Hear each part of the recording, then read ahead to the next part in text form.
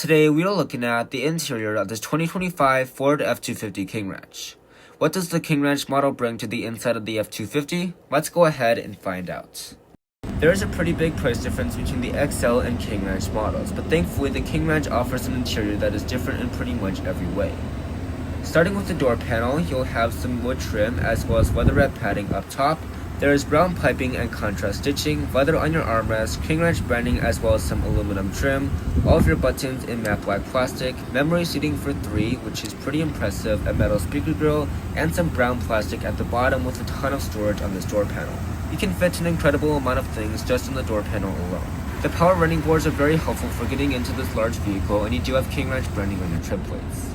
These seats are super luxurious. They're finished in brown leather with King Ranch branding, brown piping and contrast stitching, 12 ways of power adjustment as well as heating and ventilation.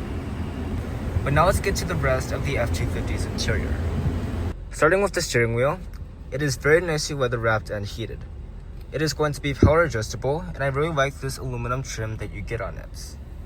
There's going to be King Ranch branding at the bottom as well as the logo, and you have some buttons over here for your cruise control, and some buttons over here for your gauge cluster settings.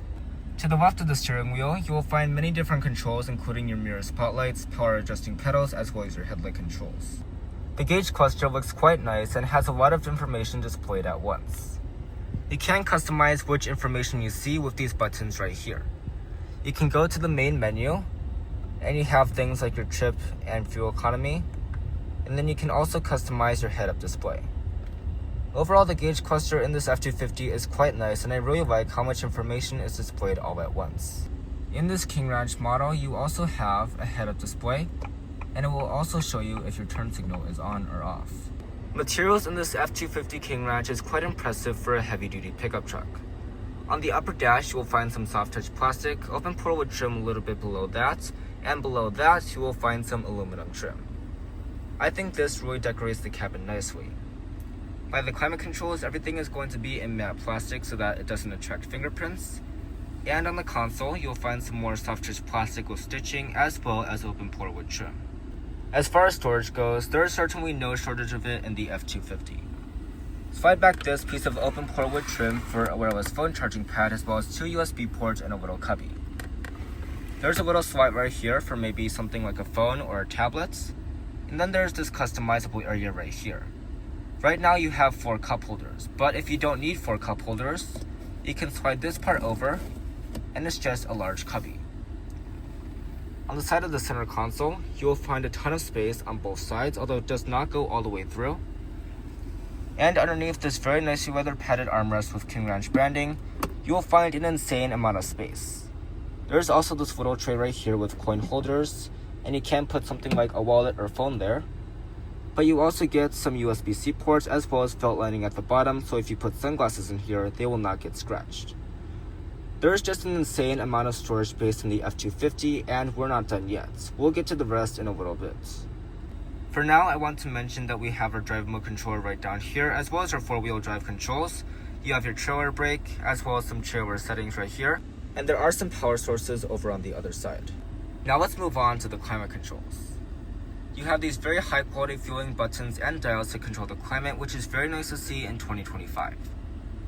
To adjust the temperature on both sides, you can use these very high quality fueling knobs, and the temperature is going to display on the main infotainment system. You can use this metal toggle to adjust the fan speed, and you have 3 stages of ventilated seats as well as heated seats. The button for your heated steering wheel is also going to be right here. But now let's move on to the main infotainment system.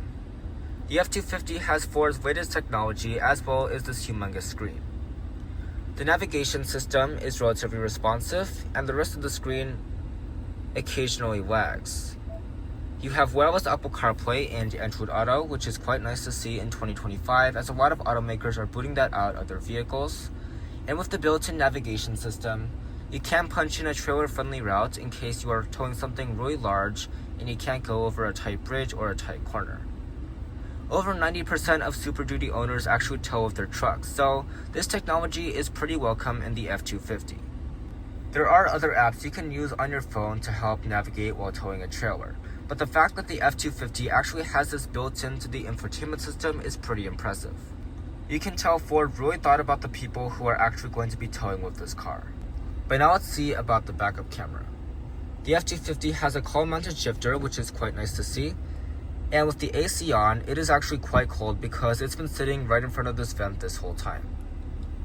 You get a reasonably high-resolution backup camera, and you can also pull up the camera angles right here with this button because this is a humongous car, so you're going to need them very often.